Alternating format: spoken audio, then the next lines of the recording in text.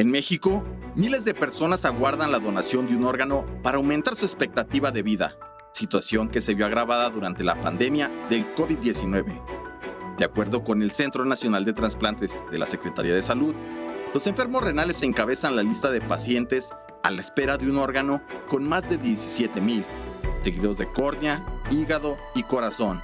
En el país, solo 3.9 por cada millón de habitantes acepta ser donador.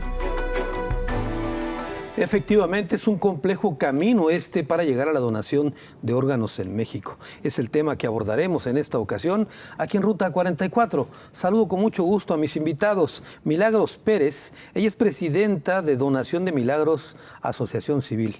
Milagros, bienvenida. Gracias, Carlos. Qué gusto.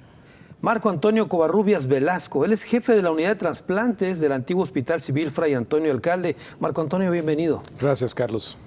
Y Rocío Calderón Reynoso, ella es integrante de Una Oportunidad de Vida AC. Rocío, bienvenida. Muchas gracias, Carlos. Bueno, quisiera que empezáramos haciendo, siempre les pido que hagamos una introducción del tema, sobre todo, este camino complejo que yo describo para conseguir una donación de órganos en México. ¿Qué tan complejo es este recorrido, Milagros? Pues es un camino más que complejo, yo lo diría tortuoso, yo lo diría burocrático, yo lo diría falta de empatía, tanto de las autoridades encargadas del tema y de la sociedad civil aún más. En mi caso, yo soy paciente, o sea, independientemente de que sea presidenta de Donación de Milagros, soy paciente y entonces me tocó el antes del trasplante y el después del trasplante. Y te diría que las dos cosas son complicadas, pero no hay nada como volver a vivir con un trasplante. De acuerdo. Estamos hablando apatía, falta de cultura. ¿Qué describirías tú? Yo creo que somos muy poco solidarios con el tema. Uno, creo que lo desconocemos, porque a mí me pasó antes de necesitar el trasplante. Dos, justo ayer platicábamos del tema con otros pacientes, creo que tenemos que reeducarnos. Fuimos educados llenos de mitos, llenos de películas, de argumentos que no son la realidad del tema de donación. Entonces, ¿qué pasa? Que es un tanto cuanto lógico que la gente tenga miedo, porque aparte no hay las garantías, en un estado y en un país que no hay las garantías sociales ni de justicia, no sabes realmente qué va a pasar con un trasplante. Y hay muchos tabúes. Ya hablaremos de este tema más adelante, Milagros. Marco Antonio, una breve introducción a este problema de los trasplantes y sobre todo la falta de donantes. Sí, Carlos, bueno, debemos de entender que para poder realizar un trasplante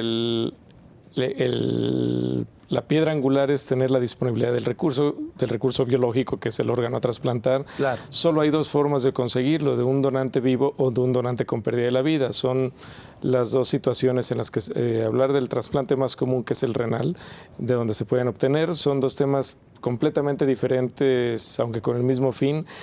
Idealmente no deberíamos de recurrir al donante vivo. Idealmente no nos deberíamos de enfermar. Hace falta mucha cultura y políticas de prevención de enfermedades para tratar de minimizar la cantidad de personas que lleguen a requerir un trasplante. Pero de aquellas que la requieren, la siguiente tarea es tratar de satisfacer esa necesidad sin tener que recurrir a un donante vivo. Estamos muy lejos en Latinoamérica, no nada más en México, de llegar a eso. Seguimos dependiendo prácticamente 3/4 partes de los trasplantes realizados en México son de donante vivo. El potencializar las donaciones con personas con pérdida de la vida es una tarea que nos hemos quedado cortos. Es un tema que incluso en países de primer mundo y que van a la cabeza y vanguardia, sabemos que es más la enfermedad que la capacidad de resolverla. Siguen también dependiendo en cierto volumen de donante vivo. No se han producido los suficientes de cadáver para satisfacerlo. Existen muchas causas, explicaciones, problemas a resolver que yo creo que tocaremos en los siguientes minutos. Trataremos de alcanzar el mayor número de ellos, Marco Antonio. Rocío, una primera introducción a lo que te ha tocado vivir de esto. Muy bien, pues mira, Carlos, me ha tocado vivir mucho, porque yo tengo 2 hijas trasplantadas y ellas se iniciaron con sus problemas renales desde que eran pequeñas. Entonces, estoy hablando de más de 30 años en este tema. Por eso es que fundamos, junto con unos amigos, esta asociación civil. Yo tengo el lado blanco y el lado negro de los trasplantes. Mi primera hija fue trasplantada en el 2003 de donador vivo. En 2012 requirió un nuevo trasplante, ahora de donador cadavérico. Y la otra hija fue trasplantada, ella ahora está, de hecho, en hemodiálisis buscando un tercer trasplante de donador cadavérico. Y la otra hija fue trasplantada en 2004, el doctor Marco fue quien la trasplantó, y hasta la fecha está muy bien. Entonces, a través del camino hemos visto la necesidad de aumentar las donaciones cadavéricas. Como dice el doctor Marco atinadamente, en nuestro país la mayor parte de las donaciones de los trasplantes son de donador vivo. Aquí tengo cifras interesantes. El año pasado, en 2021, Jalisco fue el estado de la República en el que hubo más trasplantes. Fueron 499 trasplantes los que se realizaron, pero de esos fueron 440 de donador vivo, o sea, la mayor parte. Solamente 59 de donador fallecido. Y sería como muy interesante poder invertir esa cifra. Claro, muy bien. Vamos a seguir con tus estadísticas y que nos sigas contando tu historia, Rocío. Muy bien. Milagros, ¿por qué la gente no dona? Hablamos hace un momento de que hay tabúes, hay temas religiosos de por medio, desinformación tal vez. Yo creo que se trata de desconocimiento y desinformación. Por ahí tenemos una iniciativa de ley para reformar el artículo de la Ley de Salud referente a la donación de órganos. Cuando nos metimos a ver cómo estaba el tema de donación en Jalisco, lo único que se menciona es el Estado hará campaña sobre donación. Punto y se acabó. No es lo existen único las campañas. y es lo único que menciona la ley de salud del Estado.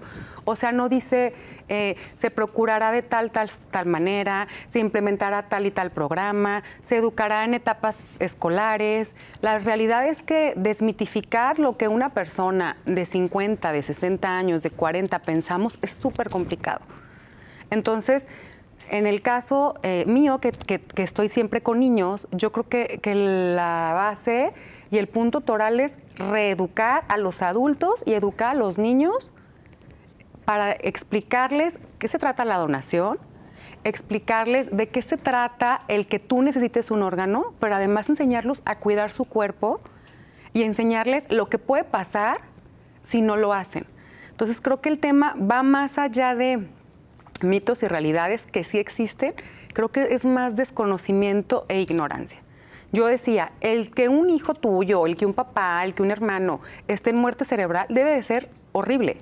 Entonces, si en ese momento tú llegas y le preguntas, oye, fíjate que es tu hijo, tu familiar, lo que tu madre, padre quería ser donador, era su voluntad. Si tú le preguntas a alguien desde el dolor, obviamente la respuesta es sabida por todos. Por eso necesitamos que todo cambie y cambie desde que estemos en las agendas públicas, desde que aprueben las iniciativas de ley, desde que se reforme de fondo para poder satisfacer una necesidad que tiene Jalisco, que es muy grande de órganos y sobre todo en el tema de riñones, que somos el número uno a nivel mundial en incidencia renal crónica. Muy bien, hace un momento, Marco Antonio, hablabas de que la mayor parte de los trasplantes provienen de donantes vivos. Correcto. ¿Y serían suficientes con los, digamos, donantes fallecidos para atender el problema? No pensamos que vaya a ser suficiente porque ni los países que van a la vanguardia y que han explotado al máximo su número de cadáveres, llamémosle, de donantes con muerte encefálica, incluso con donantes en parada cardíaca, han hecho ya cosas extremas de donantes que antes no eran aceptados, se está estirando el hilo lo más que se puede y aún así es insuficiente, pero definitivamente estamos muy por debajo de lo que serían los indicadores, incluso otros países comparables con nosotros.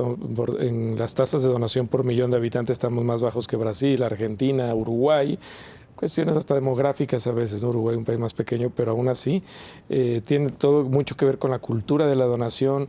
España, que es un referente mundial, le tomó prácticamente 30 o más años llegar al punto que es, pero trasplantes es la única disciplina ahora de la medicina, Carlos, que depende, una de las que más depende del involucramiento de las áreas no médicas de la sociedad. Claro. Depende el que exista un donante, órganos de un donante fallecido, depende prácticamente de un acto no médico, sino un acto social, acto de solidaridad que es que la sociedad diga que sí y que existan las herramientas o instrumentos tanto legales como logísticos adecuados para poder tener esa capacidad de A ver, me gustaría que abordaje. precisaras eso que hablabas de un donante con muerte cerebral. ¿Y me ¿Es dijiste correcto? otro más? Sí, muerte encefálica, muerte cerebral. Bueno, Cardíaca. ese es el donante que se puede Cadavérico. utilizar su órgano. Es el donante con pérdida. Ha cambiado a lo largo de los años el nombre. Es un punto muy sensible. Lo seguimos conociendo como donantes cadavéricos. La palabra políticamente correcta es donante con pérdida de la vida, que lo establece la ley. Existe todavía mucha confusión, incluso en el gremio del personal de la salud, acerca de algunas condiciones neurológicas graves, estado de coma, estado vegetativo y muerte encefálica. Son cosas que incluso algunas personas llegan a confundir, siendo tres temas totalmente diferentes. Estado de coma o estado vegetativo no tienen que ver con trasplantes, con donación, son personas muy graves, pueden o no fallecer o quedar con secuelas dependiendo de lo que les haya pasado. Muerte encefálica es pérdida de la vida. De acuerdo. Solo están funcionando los órganos porque la persona, el ahora cadáver, está conectado a medios artificiales. Pero es para en ese mantener. caso donde se puede donar. Es correcto. Solo ahí. Solo allí. No con cadáveres, etcétera, no. Cada Tiene vez que ya ser con el eso. corazón que no está latiendo, por algunas horas se pueden tomar tejidos, córneas, tejido musculoesquelético, piel, pero órganos sólidos, corazón, hígado, riñones, solo de alguien con muerte encefálica que está en una terapia intensiva generalmente. Bueno, tenemos que hacer la primera pausa. Quiero comentarles que la Secretaría de Salud fue invitada a esta mesa. Simplemente decidieron no hacerlo, no acudir. Como también ocurrió que esta Secretaría de Salud y el gobierno estatal suprimió el Consejo Estatal para Trasplantes de Órganos y Tejidos. Existía esa estructura, ya no existe más. Voy a la pausa, regreso con más.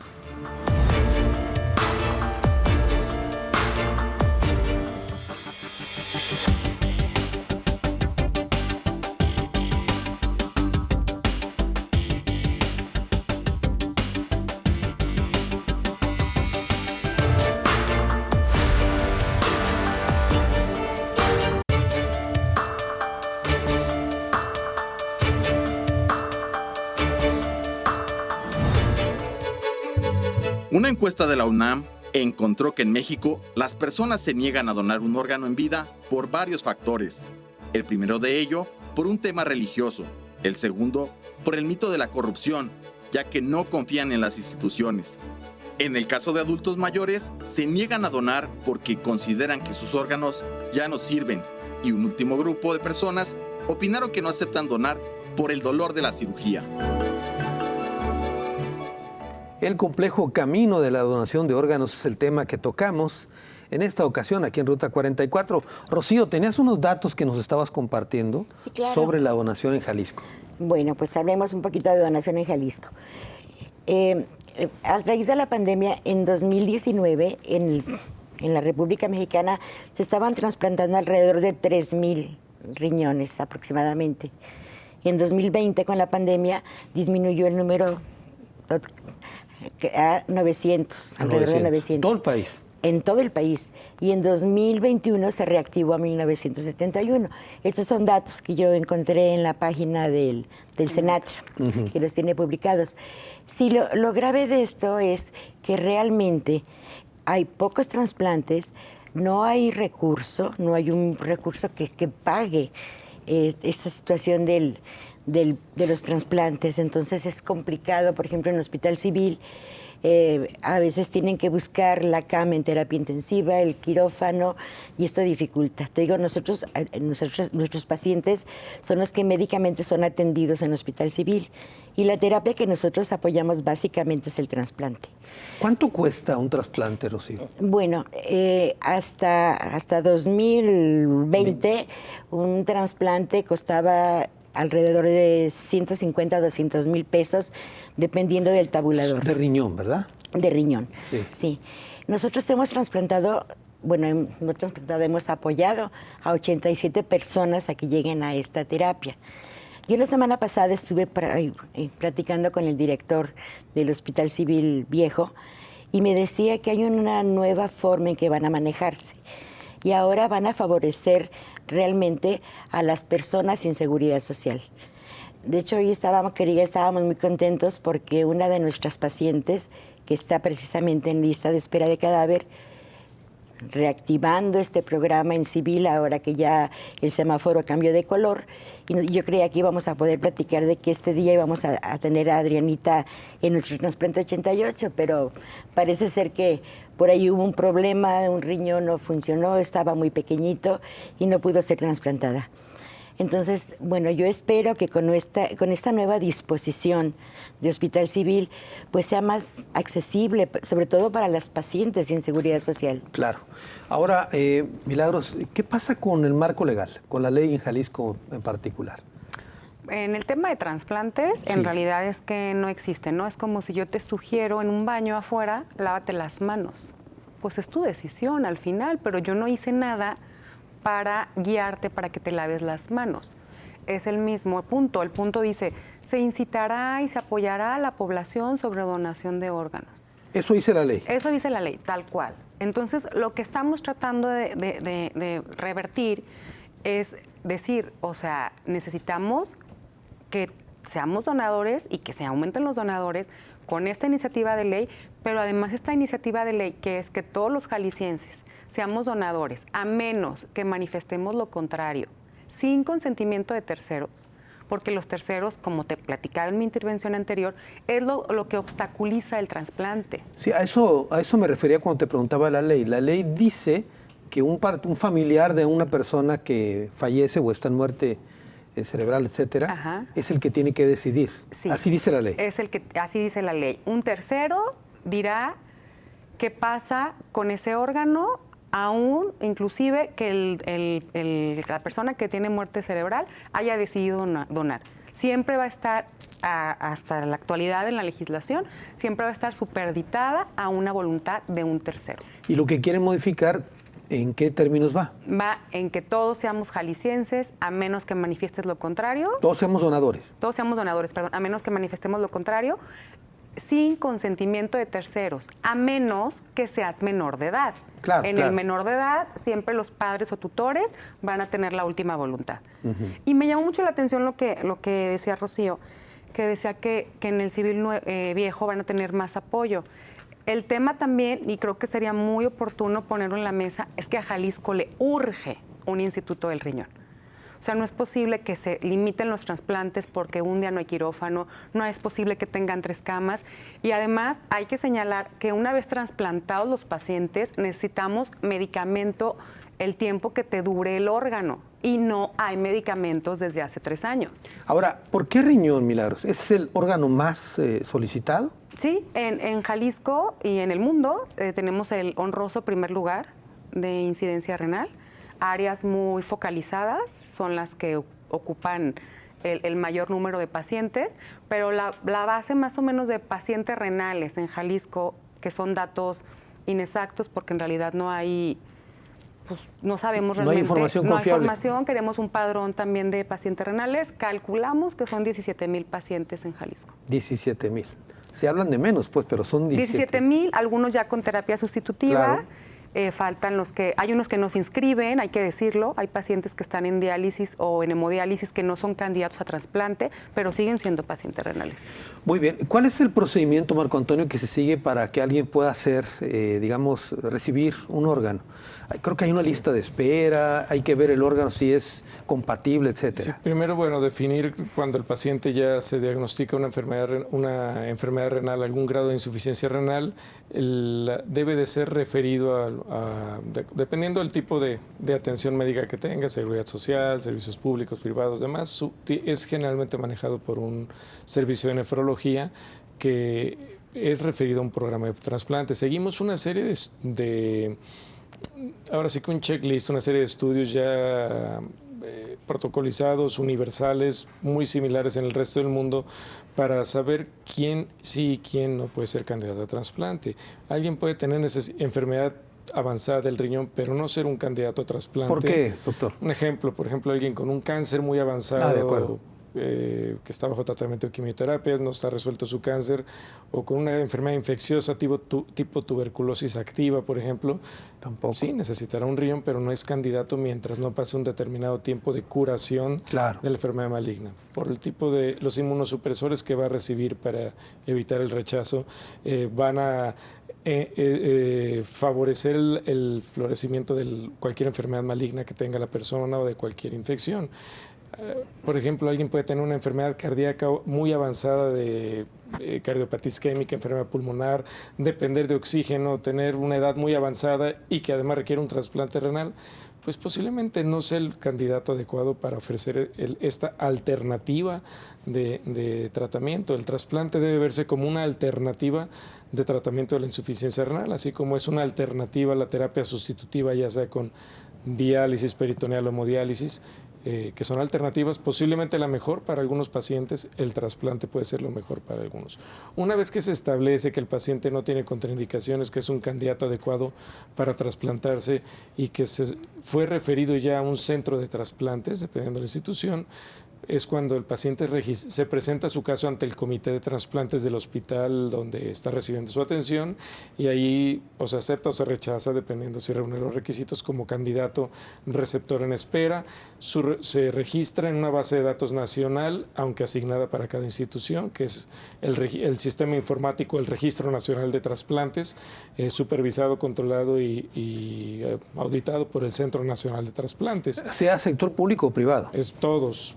Público, privado, seguridad social. La de famosa tipo. lista de espera, por llamar de alguna manera. Que no existe este nombre, lo conocemos por apegarnos a algo más o menos conocido. Y ya una vez allí, bueno, cada hospital tiene también sus mecanismos para asignación de órganos. Obviamente estamos hablando de los de cadáver. De vivo, pues es dirigida, ¿no? Yo le dono a mi receptor y eso no le voy a dar a alguien más. Aunque también se registra en la base de datos. Claro. El de donante, el que está en espera de cadáver, bueno, la ley establece ya 5 cosas que debe el comité de trasplantes tomar en cuenta para asignar estos órganos, que son, número 1, compatibilidad, número 2, urgencia del trasplante. Hablando de trasplante renal, en teoría la mayoría de los pacientes en terapia sustitutiva están en igualdad de condiciones. Claro. Sabemos que eso es en teoría, porque en la realidad hay quienes están más enfermos o con decaimiento general que otros. Tercer lugar es pues la beneficio esperado. Tercero, oportunidad, donde entran hasta cuestiones logísticas en un momento dado. Claro. Y en último lugar, y solo en igualdad de circunstancias, el tiempo de espera. ¿Tiene algo que ver la edad o no? Sí, sí puede tener que ver la edad. Un donante de determinada edad posiblemente no se acepte para pacientes muy jóvenes porque puede ser... Y al revés. Y al revés también. ¿Un paciente ya de avanzada edad es, digamos, menos proclive a recibir o no tiene que ver Tiene eso? más factores de riesgo que podrían sacarlo de ser candidato, pero no, la edad por sí sola no es un marcador. Sí, claro. Al llegar a cumplir tal edad con tal edad, automáticamente cierra la puerta, no. Lo que uno toma en cuenta es la edad fisiológica y no la cronológica. Claro. Hay personas de 70 años que están más sólidas que alguien de 50 Claro. y viceversa. Sí deben de pasar más filtros de que no tengan afección cerebral. Claro. Y otra serie de cosas médicas. Muy bien. Rocío, ¿tu caso cómo fue de tus hijas? Bueno, mis hijas tienen una enfermedad de fondo que se llama acidosis tubular distal. La pequeña tenía 1 año 7 meses cuando inició con el diagnóstico de acidosis tubular y la grande tenía un poquito más de 7 años. De hecho, la hija grande ya tenía un cálculo coraliforme que después del diagnóstico tuvo que ser retirado. Y ellas estuvieron con acompañamiento nefrológico, nutricional, psicológico durante toda su vida. De tal manera que llegaron al trasplante de donador vivo en muy, muy buenas condiciones. Claro. Para la grande, el donador vivo fue una de mis cuñadas, hermano de mi marido, y para la pequeña, el donador vivo fue mi marido. Claro. Ellas, le digo, en muy buenas condiciones. Eso es algo que también tenemos que cuidar en los pacientes. Nosotros en la asociación, y creo que es algo que sugerimos, es que el paciente tiene que tener un acompañamiento psicológico. en un protocolo de trasplante, como decía el doctor, se hace un chequeo, ¿no? Y tienen una visita al psiquiatra, tienen visita al psicólogo. Sin embargo, como asociación creemos que el paciente tiene que estar más acompañado. Primero, tiene que aceptar qué le está pasando. Claro. Y luego tiene que estar preparado para recibir el nuevo órgano y cuidarlo. Claro. Porque de pronto llegamos al trasplante y sin este seguimiento muchas personas pierden su injerto después de tanto trabajo. Muy bien. Tengo que hacer otra pausa. Regreso contigo para que termine la idea, Rocío, pero tengo que hacer una pausa. Volvemos con más del tema.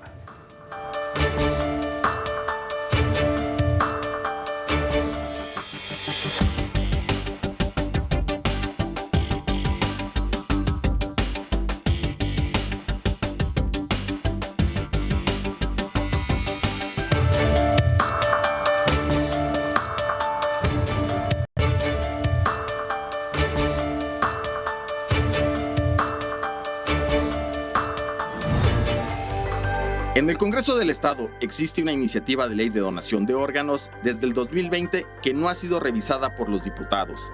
La ley bautizada como Dar vida después de la vida tiene, entre otras cosas, adecuaciones al actual marco legal que obliga a que un familiar de un fallecido decida sobre la donación de los órganos.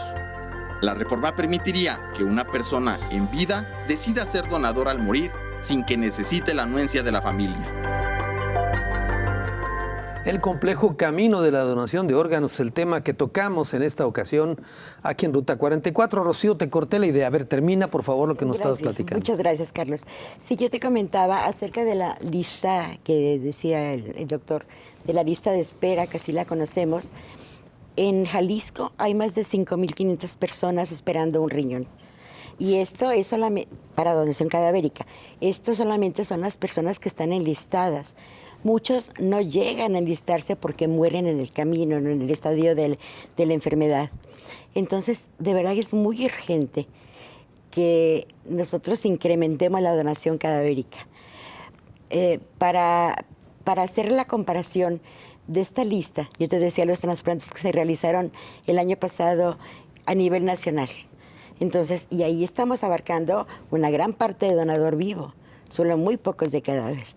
Para que esta lista no siga ascendiendo así de manera desproporcionada, tendremos que hacer unas grandes campañas para la donación cadavérica, pero además necesitamos un presupuesto que se dedique a trasplantes. Nuestro gobierno no contempla la enfermedad renal como el problema tan serio que es.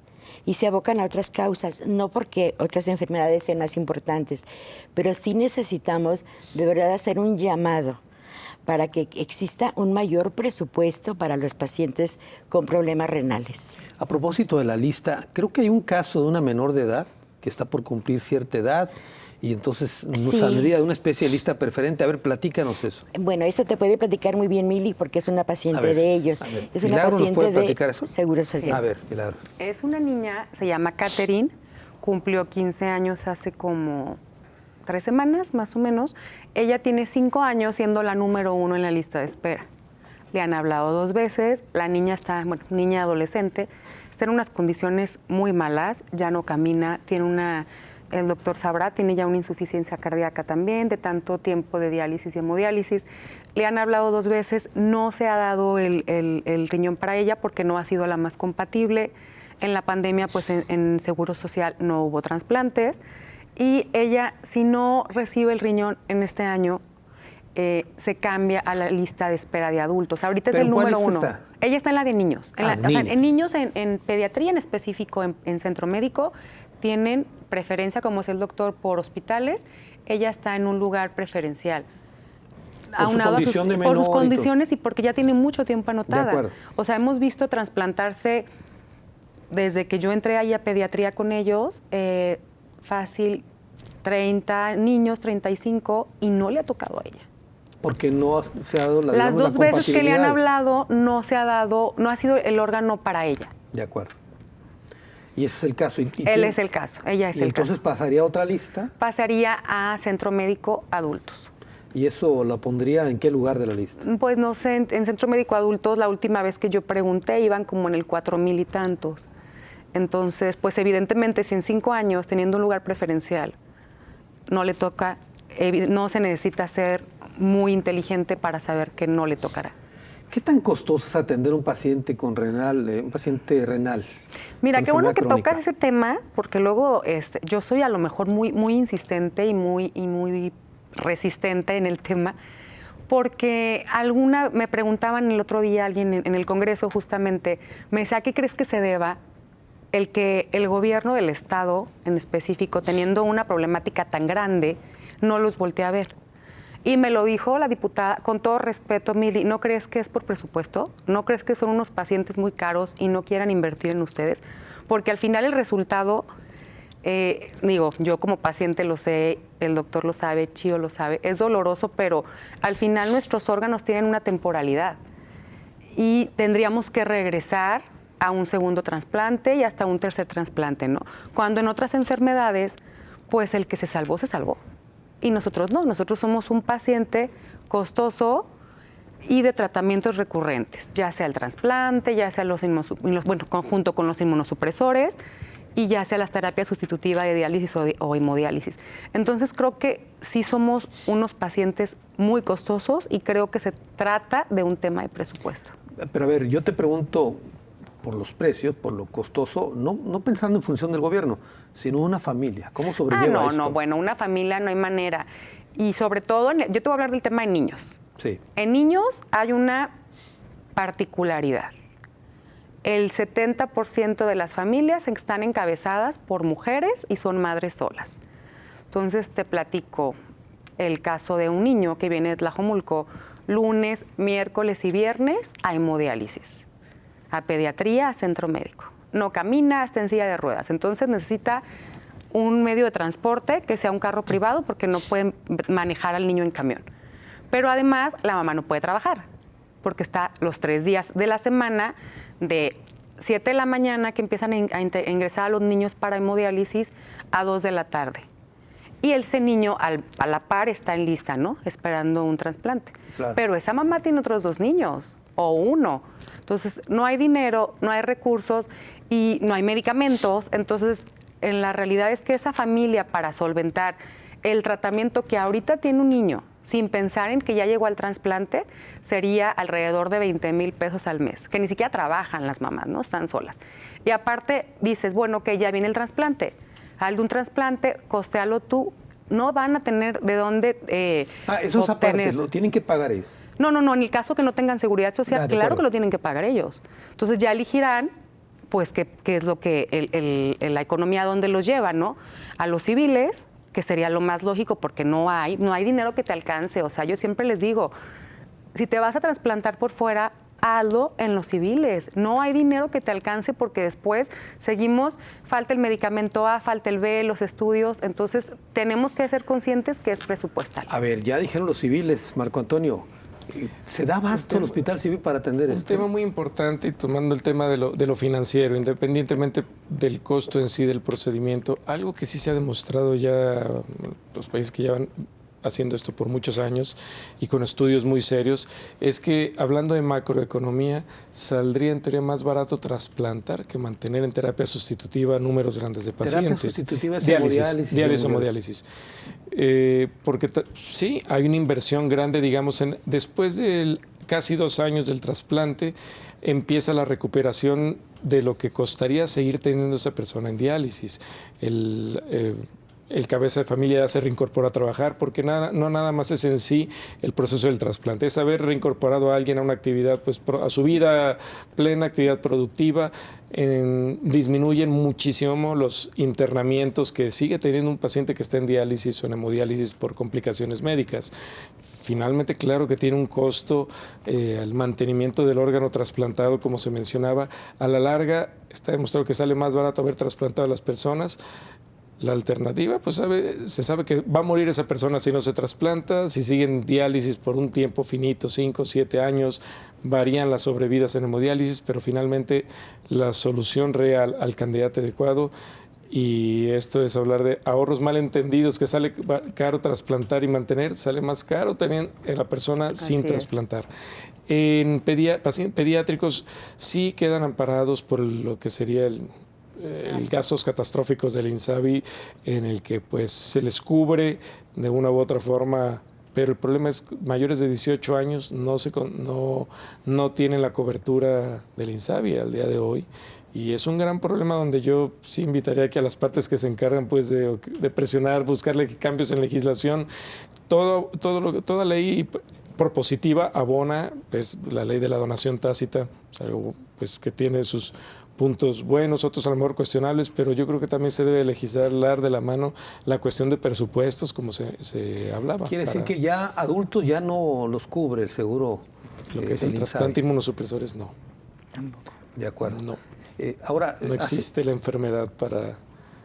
Ahora, ¿existen los equipos, por ejemplo, para atender estas hemodiálisis y diálisis? Porque yo he escuchado que se quejan mucho de Existe la saturación hospitalaria, existe insuficiencia del sistema. En mi institución pues se da abasto con lo que se puede y siempre está rebasado el números de los pacientes que demandan el servicio, que demandan la atención. Y pues es insuficiente, tanto en recursos, insumos, incluso hasta en recurso humano. Es un punto es el talón de Aquiles del sistema. ¿Querés comentar algo, Rocío? Sí, la población que nosotros atendemos prácticamente en su mayoría es sin seguridad social y el rango de edad está entre 14 y 35 años.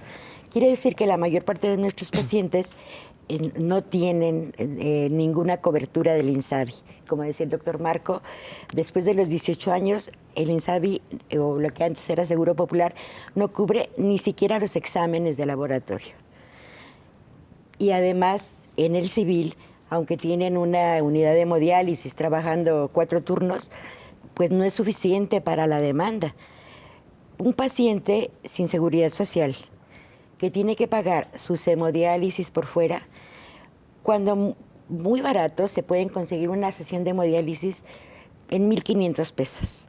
Quiere decir que estamos hablando de 4,500 pesos por semana. Tiene que ser 3. Para que el paciente esté en mejores condiciones tiene que ser 3.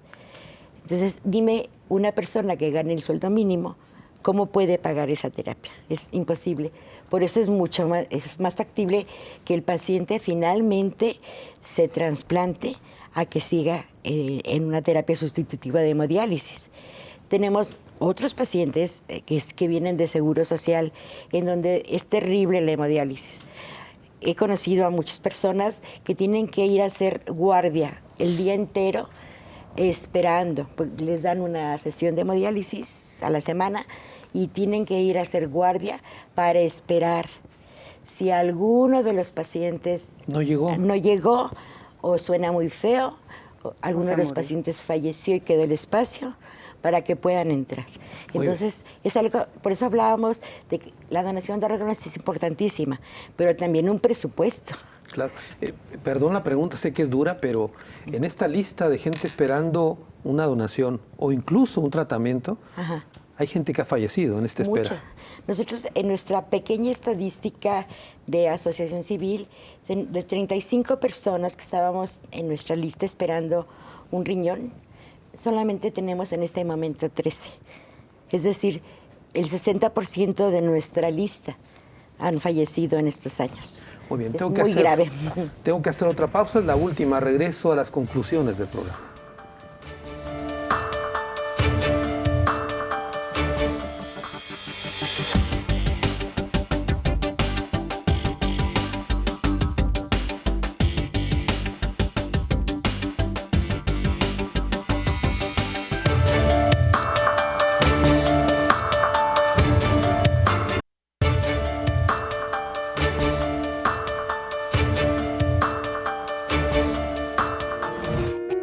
Aunque la iniciativa de donación de órganos que el Congreso del Estado tiene pendiente revisar favorece sobre todo a pacientes renales, su aplicación beneficiaría a todo tipo de pacientes que esperen la donación de un órgano. De acuerdo con estadísticas del sector salud, una persona que sea decretada con muerte cerebral puede donar hasta 9 órganos, en tanto que de una persona fallecida pueden utilizarse hasta 11 órganos para donaciones. El complejo camino de la donación de órganos, el tema que abordamos en esta ocasión aquí en Ruta 44. Estamos llegando a la parte final del programa. Vamos a las conclusiones. Comienzo contigo, Milagros. Pues yo quisiera concluir exhortando a toda la sociedad civil que conozca, que se acerque y que sepa de primera mano lo que vive un paciente renal. Quisiera decirles que efectivamente un paciente renal después del trasplante se vuelve económicamente activo y trata de devolverle a la sociedad lo que no pudo hacer, ¿no? Es súper complejo y súper triste que duremos 4 años en hemodiálisis y no podemos hacer nuestra vida normal, y cuando regresamos nos reincorporamos y trabajamos y le damos a la sociedad y a la economía lo que no pudimos. Y aparte quiero concluir pidiendo y exigiendo que se haga un trato y un piso parejo en enfermedades en Jalisco. No es posible que etiquetemos presupuestos a discreción, a enfermedades sí y a enfermedades no, porque yo que soy paciente creo que el derecho a la vida lo tenemos por igual. No hay pacientes de primera ni pacientes de segunda en Jalisco como se ha venido manejando en los últimos tiempos.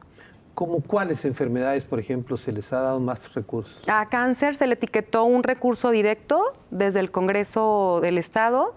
A cáncer se le dio un recurso directo en Zapopan hace un mes, un par de semanas. A cáncer se le dio un recurso directo el municipio de Guadalajara.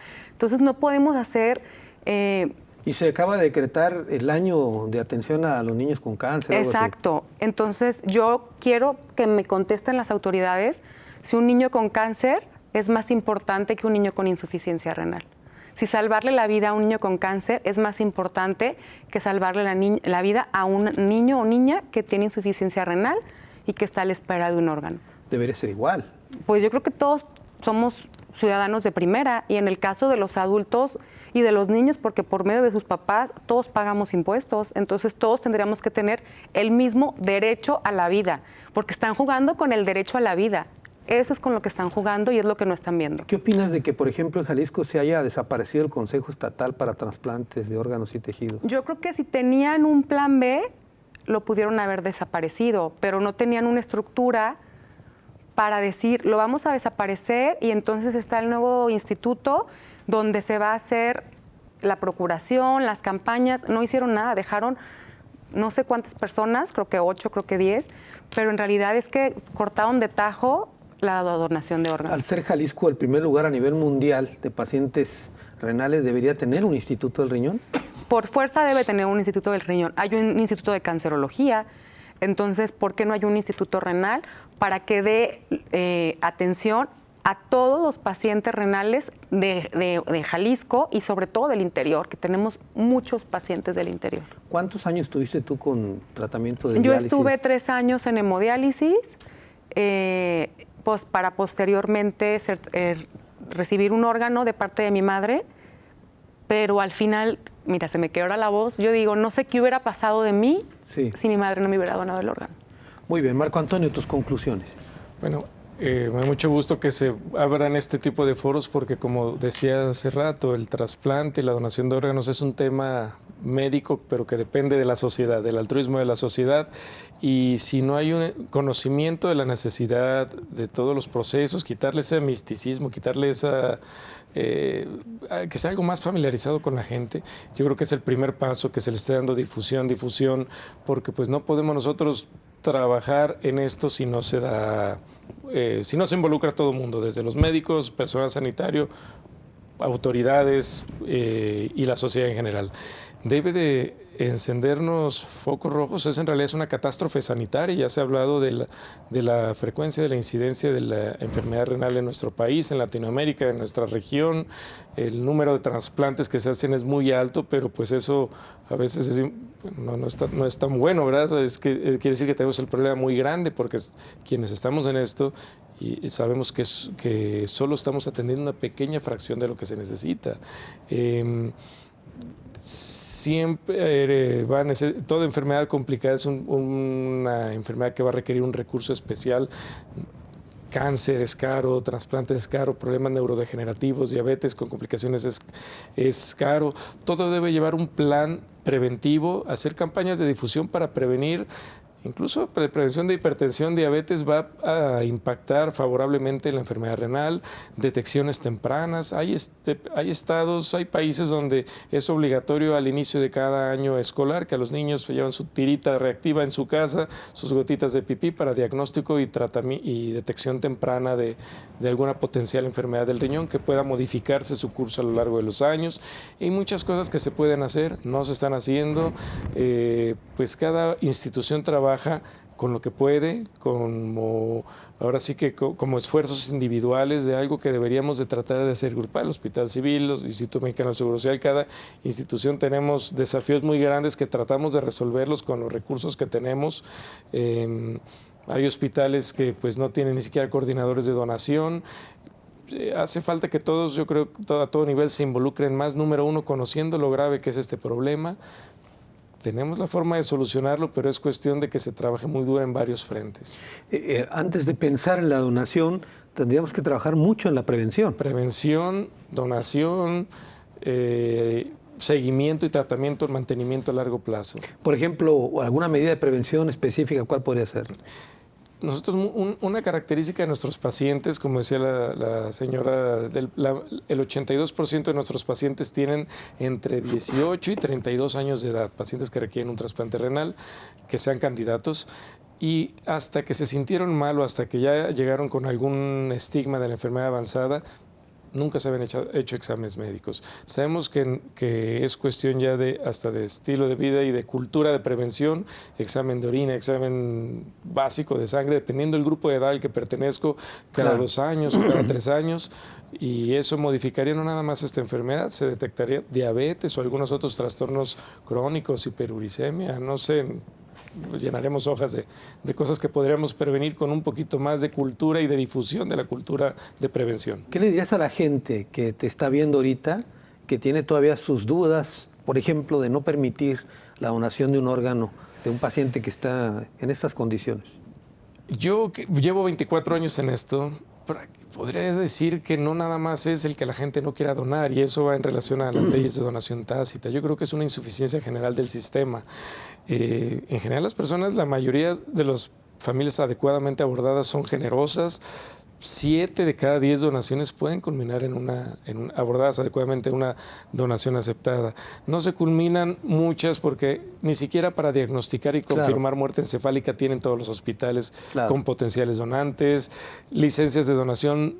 Bueno, aquí en Jalisco, hay un trabajo que hacer fuera de la zona metropolitana de Guadalajara. No tenemos licencias de donación en ningún otro hospital, y esto ha sido algo que se ha externado por muchos años.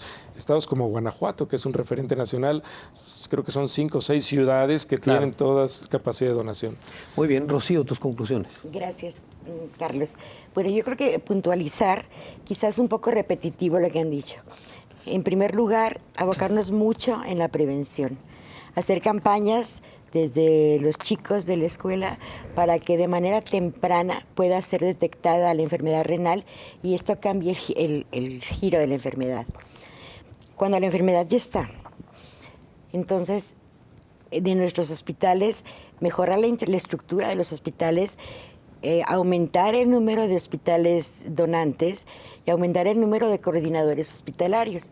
Yo te platicaba, Carlos, que cuando estaba CETOT, ellos tenían un programa muy exitoso que se llamaba Hospital Donante. ¿CETOT es el CETOT era lo que... el Consejo Estatal de Trasplantes. El Consejo Estatal de Trasplantes, sí. Ahora se llama CETRA. En toda la República existen CETRAs, pero tiene menos fuerza antes ser un OPD. Bueno, pues yo creo que sería muy interesante volver a implementar ese tipo de programas como el que tenía CETOT, como decía, o un instituto, como hay instituto de cancerología, pues un instituto para riñón en el que se promueva todo ese tipo de cosas. Pero básicamente mejorar la estructura, mejorar el número de personas que hagan esas procuraciones, primero que el hospital sea donante, pero sobre todo yo creo que muy interesante que toda la sociedad nos involucremos. Esto requiere presupuesto. Esto requiere apoyo gubernamental. Y estoy hablando de apoyo estatal y apoyo federal. ¿Sí? Tenemos que tener un presupuesto especial para el programa de trasplantes. Y además, yo creo que sumado universidades, sociedad civil, pacientes, podemos hacer que todos conozcan más acerca de la enfermedad renal. Nosotros luchamos como asociaciones civiles de que el tema sea puesto en esto, ¿no?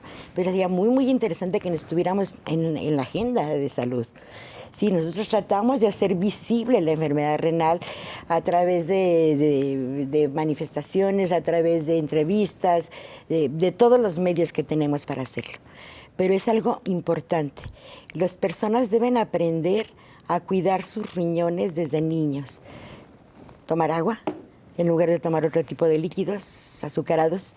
Sería como muy interesante hacer ese cambio de hábito, dejar de tener el salero en la mesa. O sea, son cosas sencillas que cambiarían a futuro.